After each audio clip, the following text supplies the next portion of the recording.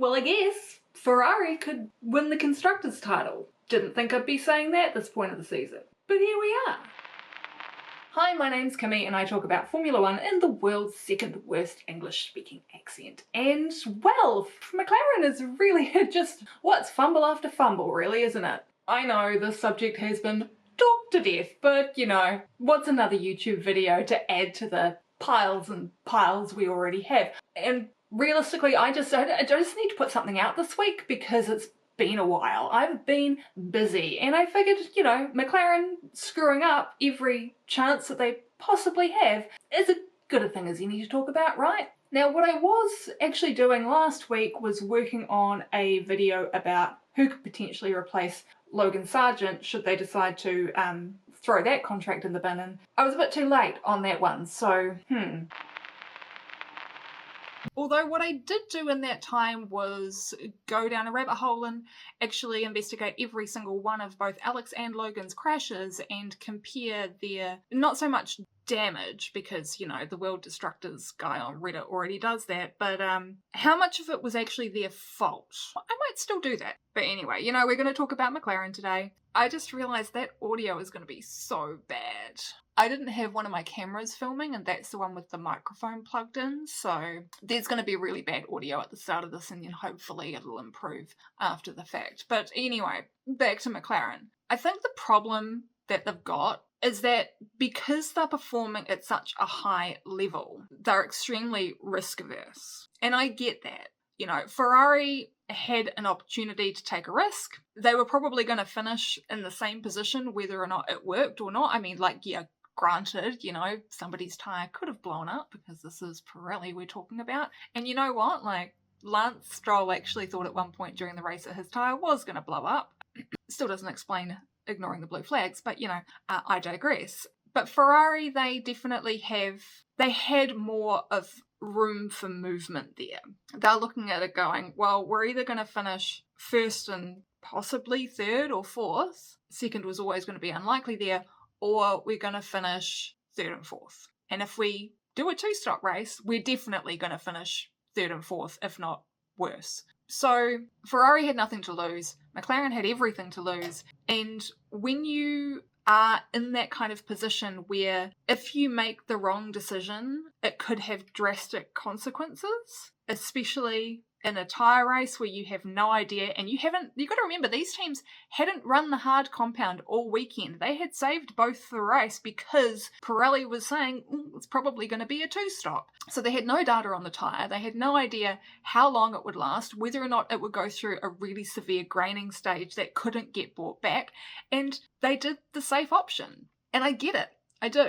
But at the same time, not taking that risk has now really brought Ferrari into a position where if they continue to make those correct strategy calls week in, week out, and with Red Bull's really severe decline, which I don't think they're going to be coming back from during this regulation cycle, especially not with them losing another 20 Aero members to Williams, then this Constructors' Championship really has just become a race between McLaren and Ferrari and possibly Mercedes. I can't remember exactly where Mercedes is in the point standings at the moment, but, you know, if they have banger after banger after banger, which they had a little bit of a run there, then things could potentially turn out for them as well. But fundamentally, like, one of the reasons why Ferrari is in this position now is because they've finally figured out their tyre management issues, which unfortunately for them has been hurting their qualifying pace. So where you can switch on the tyres and get them going and put in a really fast lap for qualifying,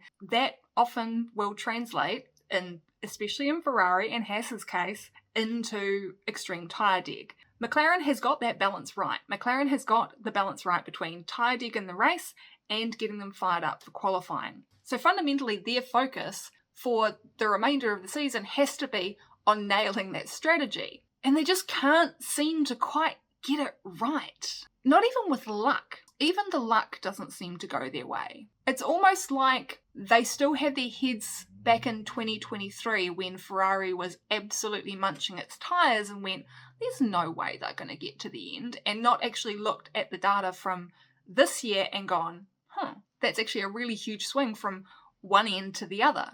And then you kind of even have to ask a little bit, is McLaren focusing too much on themselves and this kind of race by race philosophy that they've got going to the detriment of their overall results? Because this is a team sport. You need to look at the strengths and weaknesses of your competitors. And it's almost like McLaren's gone, we don't care about them. We just need to do what's right within ourselves. And that to a point is true, but you also do really need to go, is that car good with tyres or bad with tyres? They can probably pull a one-stop off. Maybe we should try that too. Even if it's just with one car. Like, you don't have to do it with both cars. Yeah, if you do it with both cars, then you've got a rear gunner. But I don't think those two are playing that team game. If anything, that's probably more likely to end up causing a collision because those two drivers are, I'm not sure all things are right in Oz there, you know what I mean? There just seems to be some vibes going on. And I've seen so many people criticise Oscar for that epic overtake that he did at the start of the race. And honestly, I don't know, if you don't have F1 TV, you wouldn't have seen this interview, but he was doing a walk and talk before the national anthem with Lawrence Barretto, I think it was, who asked him if he thought he could win. And he basically said, if I can get ahead in the first lap, then yes, I can. And that's exactly what he did. That was always his goal, was to win the race. He doesn't care about Lando's championship. And I keep going back to that, and I know a lot of people have discussed it, that radio in Hungary where Will Joseph was like, Lando, if you don't do this, you're going to need Oscar in future races. Oscar does not care. He doesn't give a shit. He is out for himself. He is out to do the best that he can for himself. And if that means taking his teammates' dream of a world championship down, he's going to do it. And I think that that is going to potentially cause some serious issues within that team. And I love to see it. It's been too long since we've had some good intra-team toxic rivalry. Not that I kind of wish the kind of mind games and mental health struggles that go along with it, but you know, it's great to watch. There's a reason why we all still talk about 2016. There's a reason why we all still talk about Senna and Prost era McLaren. Because they were great, because they were epic, and they come with their issues and their challenges and their things that aren't very nice, but from a spectator standpoint, banger after banger. And all of this is just going to end up playing into Max's hands. And I said, earlier on in the season, I think Max has got that championship sewn up. Even though Red Bull was already on the decline, that points gap and the fact that everyone else was taking points off one another, including teammates taking points off one another, kind of like what happened back in 2007 with Fernando and Lewis, and Kimi kind of sneaking in there by 1 point because they were too busy taking points off one another to actually have their eye on the ball. You know, this is what's going to happen this year, in my opinion. I think that Max is going to win, and it's not going to be because Red Bull suddenly finds an uptick in form. It's going to be because, A, Oscar is going to continue to take points off Lando and not really give a shit about it, and B, other teams are going to be consistently up there, winning races and getting maximum points because McLaren keeps on fucking up. And when you look at this kind of comparison between McLaren and Ferrari, there's also another thing going on there, which is that Ferrari are actually working together really, really well. Now that Carlos Sainz has got his contract all sorted out and that weight seems to be off his shoulders, he is very much moving towards being more of a team player. Not that I think that he ever necessarily wasn't. At the end of the day, they're all racing drivers, and not everyone can be Kevin Magnussen, right? Not everyone can be back there just fucking up everyone else's race to help your teammate. There's a fine balance when it comes to being a team player, and there's a lot of it that we don't see. There's a lot of it going on in the background, in meetings, at the factory, that we don't see. And what happens on the track is just what happens in the space of an hour and a half, 2 hours, in the heat of the moment, with a lot of adrenaline going through your system, right? But Sainz really seems to be settling into being more of a number two rather than trying to be that number one driver that he has been for the last 3.5 years. And sure, there is a big chunk of the Tifosi and a lot of other, non-specifically Tifosi Formula One fans. Hi, Gordo.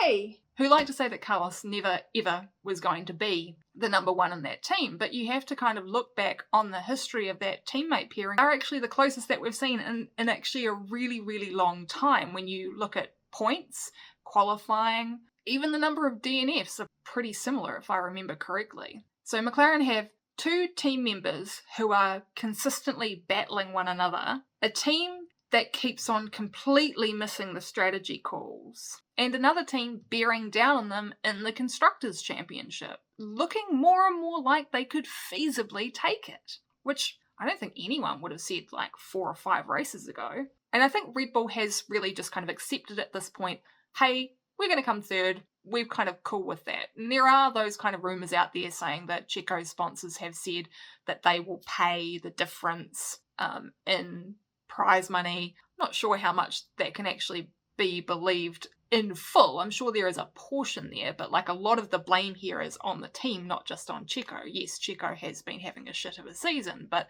the car also kind of sucks. Like if you actually just, like you watch some of Max's onboards, it does not turn. So Red Bull's just kind of gone, okay, fine, well we're going to come third in the championship. We've just lost our chief designer. We've just lost 20 of our aerodynamic specialists. We're going to need to take that ATR time. They're going to need it. They're going to need the extra wind tunnel time. Otherwise, for next year, they're fucked. But going back to the Drivers' Championship, oh my god, this is going to be the world's most rambly video. I didn't write a script for this. I just kind of needed to come and talk at a camera for 15 minutes and hope that I can kind of make something vaguely intelligible out of it. I don't know, like, it's been a month, folks. It's been a month.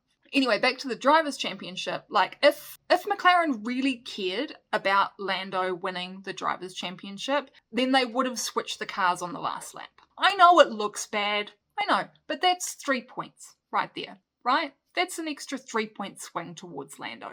If they really genuinely cared about Lando winning the Drivers' Championship, they would have just said, Oscar, take your foot off the gas, let him past. And the fact that they didn't do it, it means a few things. It means, A, McLaren does not think that Lando winning the Drivers' Championship is a priority, which, in my opinion, is a big shame and is not going to be good for their relationship with him going forward. The second thing it says is that they have no idea how to manage their drivers. It has been too long since they've had an intra-team battle, and let's be honest, last time they did, it was back when Ron Dennis was running the show, that they can't work up the guts to just go, we're prioritising this driver. Hindsight is 2020, but also sometimes your long distance rear view vision needs to be a little bit stronger. I know 2007 was a long time ago.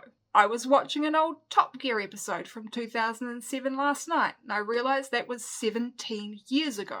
Kind of blew my mind. McLaren needs to put on the glasses that go back 17 years and go, shit, this is what's happening now. Maybe we need to learn from past mistakes. Just thought, But McLaren, you do you. Personally, I'd be really, really happy if you don't win the Constructors' Championship, just because I kind of get the ick. And as somebody who has a kind of 2 degrees of separation thing twice over with that team, I do find it really interesting that I just don't root for them. I just get the ick. I'm really sorry, second cousin-in-law, if you're watching this.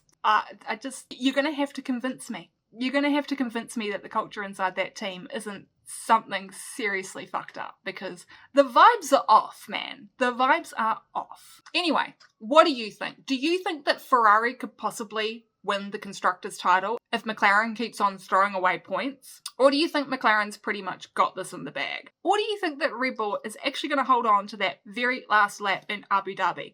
Maybe you think Mercedes is going to take it. Yeah, I hope they don't either.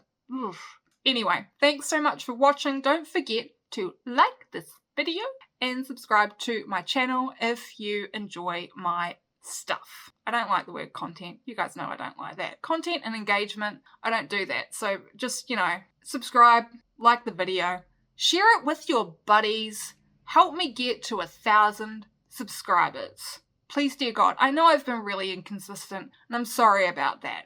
A few things that I have upcoming. So, my husband and I are going to be starting a travel channel. which is going to start off with our Singapore trip. So if you're interested in videos about travel, particularly like not so much flight reviews, but like full on, like everything from the airport through to all the shit we do in, you know, when we get to the location.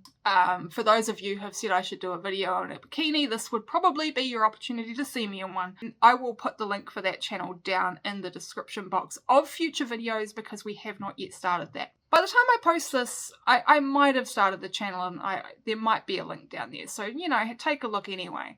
The other thing that I have coming up, obviously, because we are going to Singapore in, how long is it? It's a week and a half now. Very exciting. I will be doing a number of videos on our experience at the Singapore Grand Prix. So if you're interested in seeing what it's like to go to that event, if you're thinking about going, like whether that's doing what we're doing and basically spending sort of 16 hours in airports and on planes to get there, or if it's just a quick hop, skip and a jump, but you're thinking about whether or not the expense is worth it, then there will be a number of videos that will be upcoming about that.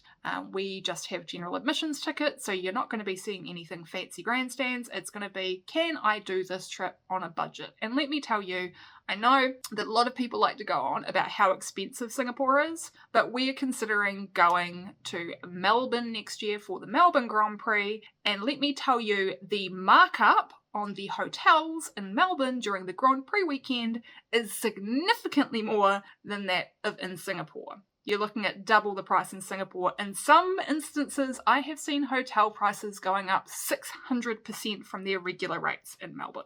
It is insane. I think we will have to be trying very, very hard to see if we can get a bunk with a family member if we want to go to that one. Anyway, that's enough of me kind of rambling about my travel plans and how much I dislike Team Papaya.